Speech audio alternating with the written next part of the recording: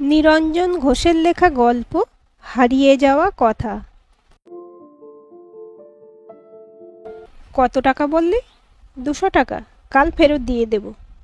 সে তো দিবি, কিন্তু আমি এখন কোথা থেকে দেব? মুশকিল হয়ে গেল রে, বইটা না কিনলে নয়। কি বই রে, 200 টাকা দাম? আগে 200 টাকা নয়, 750 টাকা দাম। কুড়িয়ে বাড়িয়ে আমার কাছে যা আছে তাতে হবে না, আরও 200 লাগবে। অর্গানিক কেমিস্ট্রির ওপর একটা বই, বাইরের বই। কি হবে পড়ে? পাশ করার কদিন পরেই তো বিয়ে হয়ে যাবে, তারপর সব কেমিস্ট্রির রান্নাঘরে। এই, বাজে বকিস না তো। ঠিক আছে, বাজে বকবো না। বইটা কালকেও পাওয়া যাবে। আজ না নিলে কেমিস্ট্রি সাবজেক্টটা উবে যাবে না। আজ নেবার দরকার নেই, কাল নিবি। তুই তো আজকেই রাতারাতি বইটা মুখস্থ করে ফেলছিস না? দূর, ওই বইটা পড়ে থাকবে নাকি? আমি এই বইটার খোঁজ অনেক দিন ধরে করছিলাম। আজ ওই কোণের দোকানের ছেলেটা আমাকে ডেকে বলল, দিদি, যে বইটা খোঁজ করছিলেন সেটা দোকানে এসেছে। একজন অর্ডার করেছিল, কিন্তু এখনও নিতে আসেনি। 2 দিন ধরে বইটা পড়ে আছে। আপনি যদি নেন দিয়ে দেব। কিন্তু আমার কাছে অত টাকা নেই রে, গোটা 50 টাকা পড়ে আছে। কি রে, তুই একটা জলজ্যান্ত পুরুষ মানুষ, আর তোর কাছে 200 টাকা নেই? কি করব বল, মাথার উপর তো বাবা নেই। আগে মায়ের পেনশনের টাকা থেকে হাত খরচ পেতাম, মা চলে যাওয়াতে সেটাও বন্ধ হয়ে গেল। আর কত দাদার ঘাড় ভাঙব। এমনিই খুব খারাপ লাগে পয়সা নিতে। যদিও দাদা নিজে থেকে জিজ্ঞেস করে টাকা দেয়, তবু লজ্জা লাগে। অদিতি আর সৌমিত্র, প্রেসিডেন্সিতে একজনের বিষয় কেমিস্ট্রি আর একজনের বাংলা। কলেজে ঢুকেই কয়েকদিনের মধ্যে পরিচয় আর বন্ধুত্ব। 2 বন্ধু, বন্ধুত্ব বেশ ভালোই। তোর দাদা কোথায় কাজ করে রে? অদিতি জিজ্ঞেস করলো। ও ইস্টার্ন রেলের একজন অফিসার, ফেয়ারলি প্লেসে পোস্টিং। তুই চিনিস দাদার অফিস? এমনি কোনোদিন যাইনি, তবে ফেয়ারলি প্লেস চিনি। তবে চল, তোর দাদার কাছেই ধার করব। না রে, সেটা খুব খারাপ লাগবে। বাড়ি হলেও কথা ছিল, অফিসে গিয়ে টাকা চাইতে পারবো না। আরে কাল দিয়ে দেবো তো। আজকে কাউকে চেনা পাচ্ছি না, তাই জোর করছি। ঠিক আছে, যা বলার আমি তোর দাদাকে বলবো, তোকে কিছু বলতে হবে না। এখন চল তো, এটুকু উপকার তোকে করতেই হবে। বইটা চলে গেলে আবার পাওয়া মুশকিল হবে। কলেজ স্ট্রিট থেকে ডালহৌসি পাড়া খুব একটা দূর নয়। স্ট্যান্ড রোডের ধারেই ফেয়ারলি প্লেস। ডেজিগনেশনটা সৌমিত্র জানতই। দোতলায় অফিস খুঁজে পেতে খুব একটা কষ্ট হলো না। অফিসে পৌঁছিয়ে নাম বলতেই একজন বয়স্ক ভদ্রলোক বেশ সমীহের সঙ্গে একটা কাগজের টুকরো আর পেন বাড়ি দিয়ে নাম লিখতে বললেন। লেখা হয়ে গেলে একজন পিয়নকে দিয়ে একটা দরজা বন্ধ ঘরের মধ্যে পাঠিয়ে দিলেন। মিনিট 2 পরে পিয়নটি এসে বলল, সাহেব ভেতরে ডাকছেন। অদিতি সৌমিত্রকে ফিসফিস করে বলল, সাহেব আবার কে রে? জানি না। সিদ্ধার্থ চেয়ারে বসে কি একটা ফাইল মনোযোগ দিয়ে পড়ছিল। ওরা ভেতরে ঢুকতেই ইশারা করে সামনে চেয়ার দুটো দেখিয়ে দিল। অদিতি বসে চেম্বারের ভেতরটা মনোযোগ দিয়ে দেখতে লাগলো। মিনিট খানেক পরেই ফাইলে ঘস ঘস করে কিছু একটা লিখে ফাইলটা টেবিলের ওপর রেখে সিদ্ধার্থ জিজ্ঞেস করলো, কি ব্যাপার হঠাৎ? কটা টাকার খুব দরকার, একটা বই কিনতে হবে, সেই জন্যই এসেছি, সৌমিত্র বলল। ঠিক আছে, সে দেওয়া যাবে। কিছু খেয়েছিস? সৌমিত্র কিছু বলার আগেই পিয়নকে ডেকে টোস্ট আর কফি আনতে বলে দিয়ে সিদ্ধার্থ জিজ্ঞেস করলো, কি বই? অর্গানিক কেমিস্ট্রির উপর একটা বই। Organic chemistry? তা দিয়ে তোর কি হবে? অদিতি এতক্ষণ চুপ করেছিল, এইবার মুখ খুলল। না, ওর নয়, বইটা আমার দরকার। আজ না কিনলে কবে পাওয়া যাবে বইটা তার ঠিক নেই। 200 টাকা দিলেই হবে। আমি কাল ওর হাত দিয়ে পাঠিয়ে দেব। সিদ্ধার্থ দুজনের মুখের উপর চোখ বুলিয়ে নিল। কোনো কথা না বলে পার্স থেকে 200 টাকা বার করে অদিতির হাতে ধরিয়ে দিল। তারপর সৌমিত্রের দিকে তাকিয়ে জিজ্ঞেস করলো, তোর কিছু লাগবে? সৌমিত্র উত্তর করল না। সিদ্ধার্থ আবার পার্স থেকে 100 টাকা একটা নোট বার করে সৌমিত্রর হাতে দিল। কলেজ স্ট্রিট থেকে বইটা কিনে নিয়ে অদিতি বলল, 100 টাকা পেয়েছিস, কিছু খাওয়া? ভালোই আছিস, বাড়িতে মায়ের হাতে রান্না মৌজ করে খাচ্ছিস, এখানে আমার ঘাড় ভাঙছিস। কতদিন তোর এইভাবে চলবে? দেখি কতদিন চলে। এই, তুই কি কি রান্না করতে পারিস? কিচ্ছু না। সে কি রে, বিয়ে হলে বর পিটতে পিটতে বাড়ি থেকে বার করে দেবে। শোন, আমার একটা আইডিয়া আছে। আমি একজন এক্সিকিউটিভ শেফকে বিয়ে করব। তাহলে আমাদের বন্ধুদের মধ্যে কারো চান্স নেই বল? অন্তত আমাকে একবার চান্স দিয়ে দেখ। একবার মানে? আমি কি রোজ একজনকে চান্স দেবো নাকি? দেখ, আমি রোজ রাত্রে রুটি তরকারি করি। দাদার আর আমার ভালোই শিখে গেছি। ভবিষ্যতে এক্সিকিউটিভ না হতে পারলেও রাঁধুনি ঠিক হয়ে যাব। আর দিনের বেলা সকালে একটা হোম ডেলিভারি সার্ভিস থেকে ভাত, ডাল আর তরকারি দিয়ে যায়।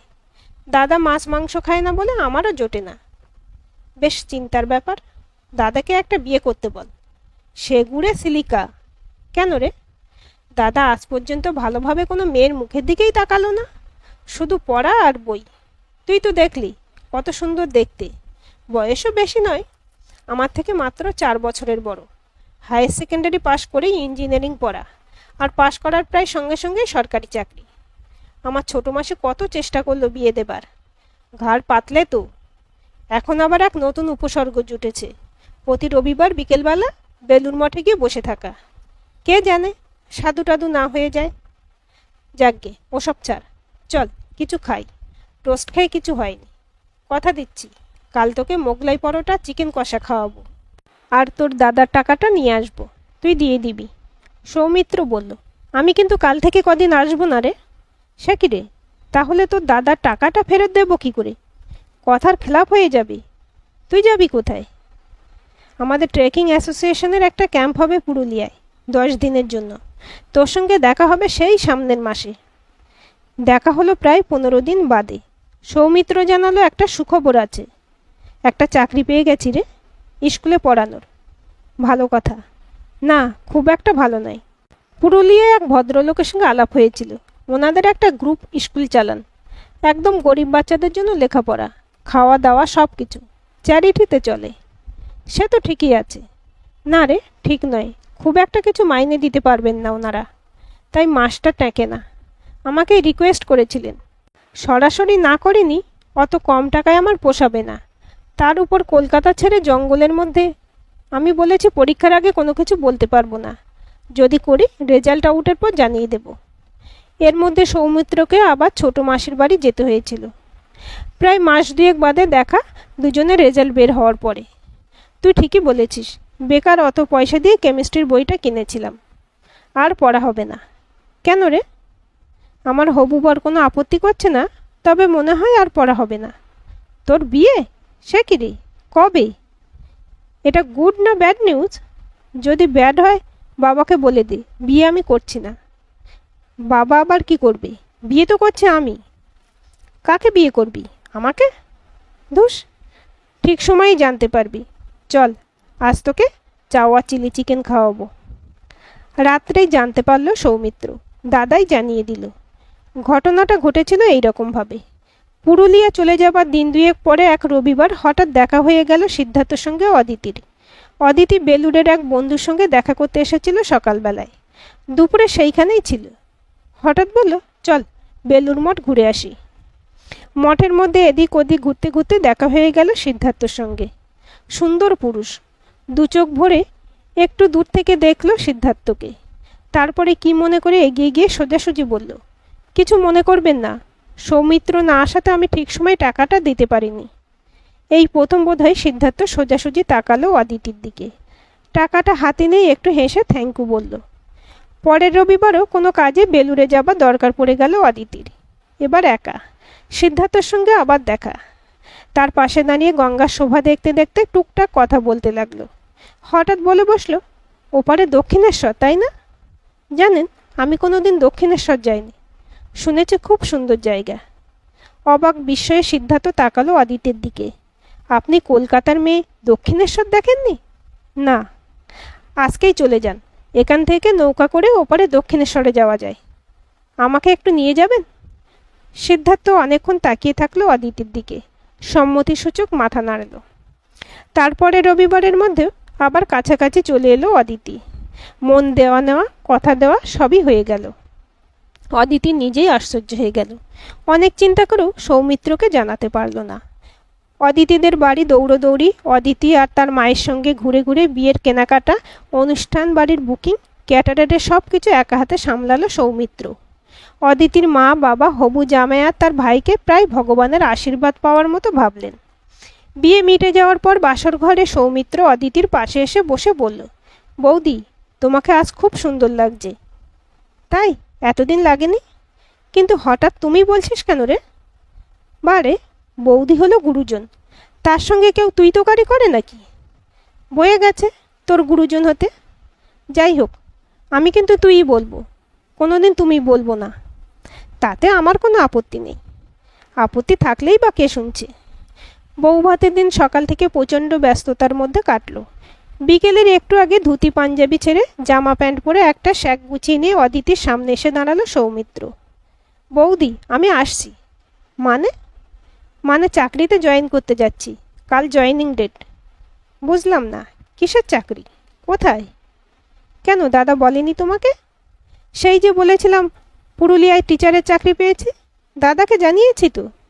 দাদা প্রথমে রাজি হয়নি, পরে হয়েছে। কিন্তু তুই তো বলেছিলি অল্প টাকার মাইনে ওই কাজ করবি না, কলকাতা ছেড়ে যাবি না। না গো, ডিসিশন চেঞ্জ করলাম। ওদের জানিয়ে দিয়েছে চাকরিটা করব। ওরা কালকে জয়েন করতে বলেছে। অদিতি ফ্যালফ্যাল করে তাকিয়ে রইল সৌমিত্রর দিকে। বৌদি, তাহলে আসি। শ্যাকটা তুলে নিয়ে এক পা এগোতেই অদিতি দৌড়ে এগিয়ে এসে সৌমিত্রের সামনে দাঁড়ালো। সৌমিত্র দেখলো অদিতির চোখ জলে ভরে রয়েছে, সামান্য ছোঁয়ায় গড়িয়ে পড়বে। সৌমিত্র হাসল। কি হলো? তুই তুই একবারও মনের কথাটা জানালি না কেন? বল বল। আবার হাসল সৌমিত্র। আমি আসছি, ভালো থেকো। আজকের এই গল্পটি আপনাদের কেমন লাগলো কমেন্ট করে জানাবেন। ভালো লাগলে অবশ্যই একটা লাইক দেবেন আর চ্যানেলটি সাবস্ক্রাইব করে সাথে থাকবেন।